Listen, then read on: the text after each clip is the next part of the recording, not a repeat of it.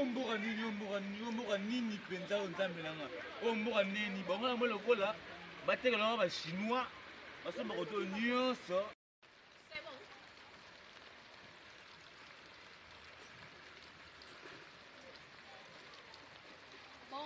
Bonjour fidèle internet. Fidèle internet, c'est votre humble servante, encore autrement dit Ephraïm. Donc, quand les moments là, Ephraïm a dit que vraiment na maï. Donc, il n'y a pas moyen même de ça. Donc, c'est que maï awa. Donc, awa, au cas de pimpin mou, la carte était en pied, donc, tu vas totalement mal à l'aise. Tu vas qui mara, tu vas zindaka. Donc, il n'y a pas moyen. Donc, beaucoup de monde a bino moko. Donc, si na ba terrassé, terrassé oyo ba chinois ba yaka osala terrassé oyo mais basisa musala te basisa musala na bango te bakata musala na nzela donc basali te donc bamai ekoma osala bamama na inondation na quartier de Bonhomme na commune ya Matete donc bahabitat ya koto oyo baza vraiment mal à l'aise donc il a lakisa bino na kota na mwa quelques parcelles na lakisa bino na bandaku bomona bamama nde bazingi. Donc vraiment toye awa. Bonjour maman. Maman, awa bo vivara kaka boye to ndenge nini? Boye. Ngaku tunayeli bala sita. Na ko panda na pandi deshi ba boye lele te bindi. Donc fidèle internet donc bon mon ndaku hein. Bon mon ndaku. Donc ndaku moyen te do ba congélateur et donc tepi na mai ba biloko bon mon ande ba tu ba vandi donc moyen te.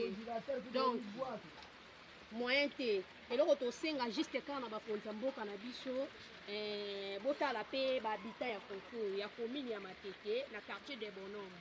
Donc quartier de Bonhomme et loko esalema awa eza erreur ya batu na biso Shekina ekanga mayanjili et comme ça mayanjili muki.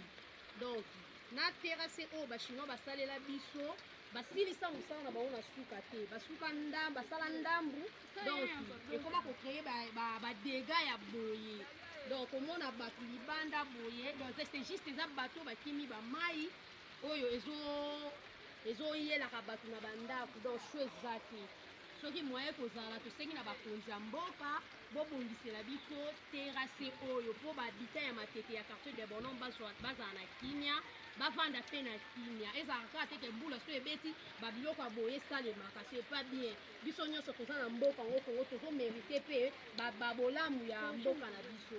Merci beaucoup, merci à toi mon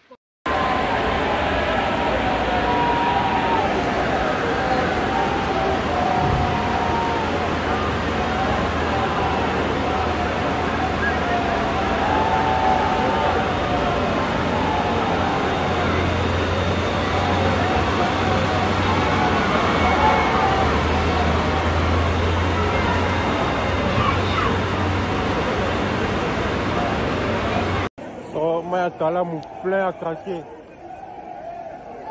Choli, m'taille d'ailleurs pas mal.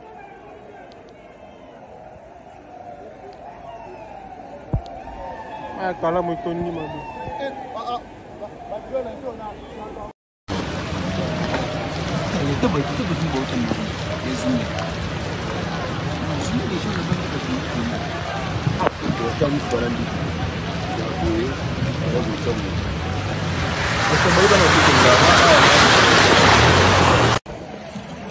Mutamba chala so likambo vraiment to suka wapi na mboka o soka mbula mke beti boye ebale constant mutamba vraiment mobulu fo akala mozindi mabe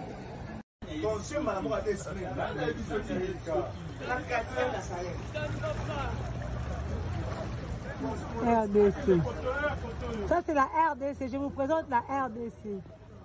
Mbokeleng. Yesu, à côté, palais du peuple. La centre-ville. Oh, on est dans la centre-ville. Palais du peuple. Eh, Kabassé les quoi la maille? RDC. Eh, en tout cas.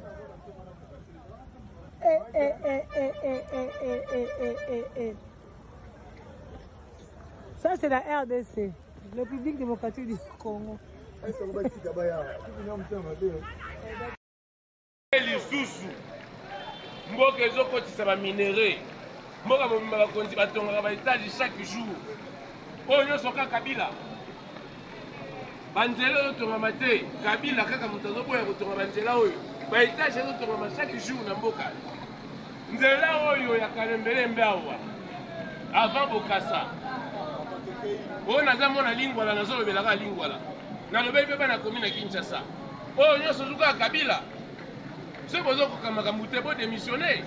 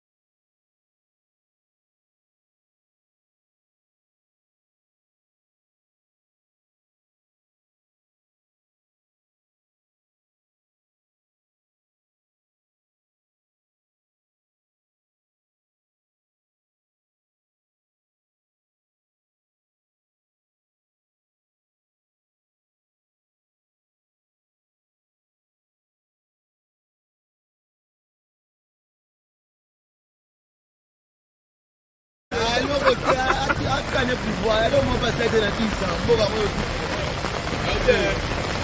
okubana mai ndeko ngono bie asibu mai ndemo temende sikuna botala kisasa ngoe takamuna publier belande yango wana waka mo belende sile ni malamoko waka wone mambo na tota 26 province to finga benda tala 26 province ta capitale na ngo to vivre tala mboka boye ebela bakonzi kaka koyiba mbongo ya leta tous les mokonzi kaka moyibi tous les mokonzi moyibi akotaka moyibi